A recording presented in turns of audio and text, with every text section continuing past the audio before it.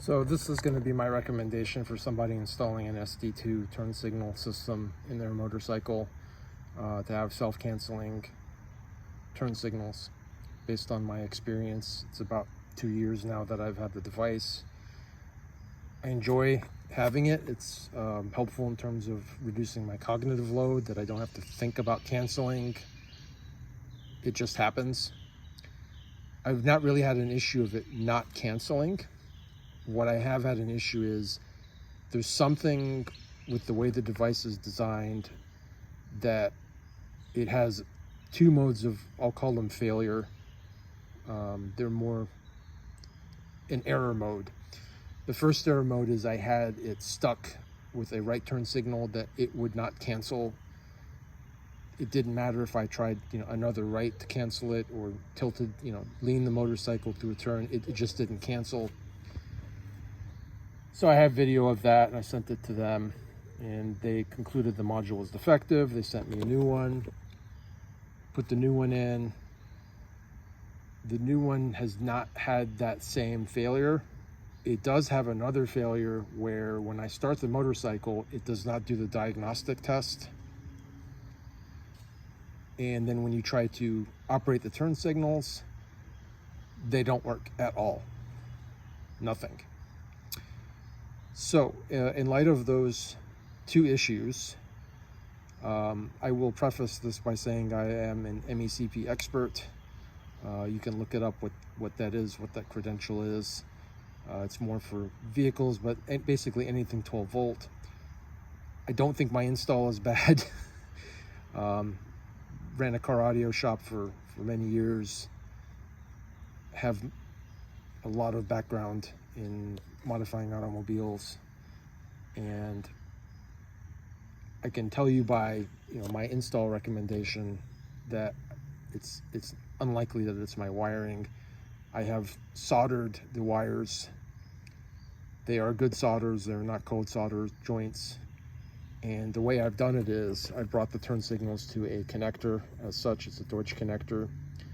And what I have is essentially a bypass plug.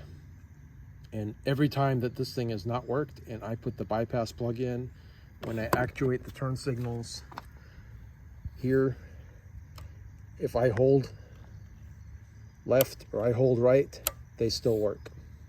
So if we bypass the wiring and this switch works, and it can't be the wiring. The second thing that I've added and why I'm making this video is my frustration with the fact that there's some random time interval that when this bypass is engaged, it somehow resets the device. I can't figure out how long it is, but it exceeds my patience because it's, a minute, 2 minutes, maybe 5 minutes. It still doesn't do it. So what I've done is I put the power and ground on a connector as well. I can't report anything in terms of success with this. It's just going to have to do this, failure again. And what I'm hoping is that by disconnecting this and letting the circuit, whatever in here, there's maybe a capacitor that's holding some power for some period of time. When it drains and it gets reconnected, that maybe it will fire back up correctly. But there's no rhyme or reason as to why it does it. I can't understand what it is. It's not a pattern that I can tell. The motorcycle starts. It doesn't seem like it's a low voltage issue.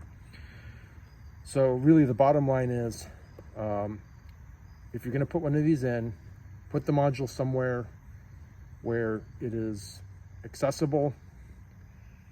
That would be my recommendation. You might have to replace it.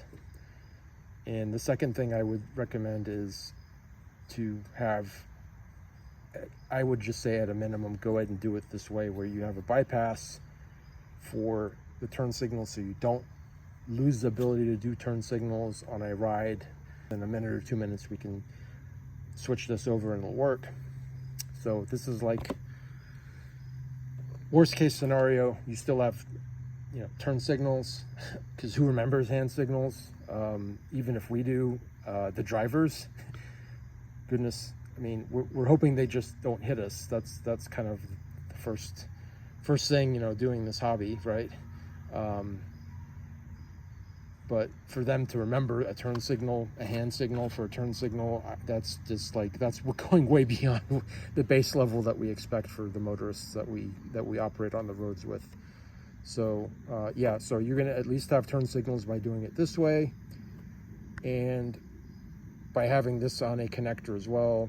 I would be hopeful that this is a more permanent solution for this module having some sort of panic attack where it just doesn't want to operate correctly, that hopefully you can just unplug this and by some miracle let it sit for, I don't know, a minute or 2 minutes, and it will, you know, get fresh power to it, and it won't be in that whatever state that it's in panic mode that it doesn't work at all. So I'll report back when it messes up. If this solves it, I won't disconnect these guys. I will just disconnect this and see does it reset the module or not. But definitely, if you're getting ready to put one of these in, I would have it wired as such, and I would extend the wiring for this to be accessible, and definitely these to be accessible. I suppose this could be buried somewhere, as long as you have access to these connectors somewhere to be able to bypass and or reset it.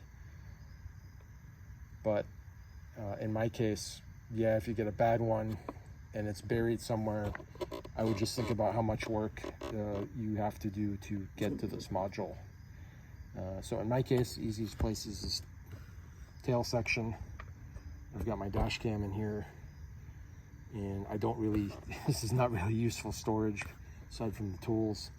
So it kind of made sense to have it here. So it goes under the strap, and yeah, normal operation like this, and then I have the bypass tucked in here. So yep, it's a handy device. If there's another one out there on the market that has better reliability, you might want to get that. I haven't looked, but just some food for thought when you're installing this. You might want to do it this way instead of following their instructions.